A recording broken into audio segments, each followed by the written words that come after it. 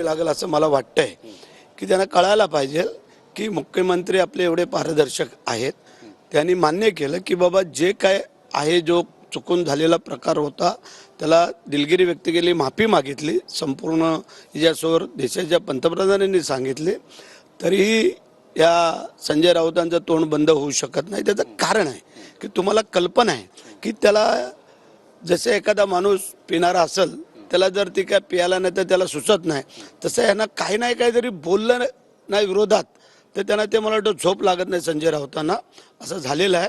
पण आता त्यांच्याकडे एवढं कोण लक्ष देत नाही असं आम्हाला वाटतंय. बरं, महाविकास आघाडीनं छत्रपती शिवाजी महाराजांचा पुतळा कोसळल्यानंतर जोडे मारो आंदोलनाची हाक दिली. गेटवे ऑफ इंडिया या ठिकाणी छत्रपती शिवाजी महाराजांच्या पुतळ्यासमोर मुख्यमंत्र्यांच्या फोटोला, उपमुख्यमंत्र्यांच्या फोटोला त्यांनी जोडे मारले. याकडे नेमकं कसं पाहता?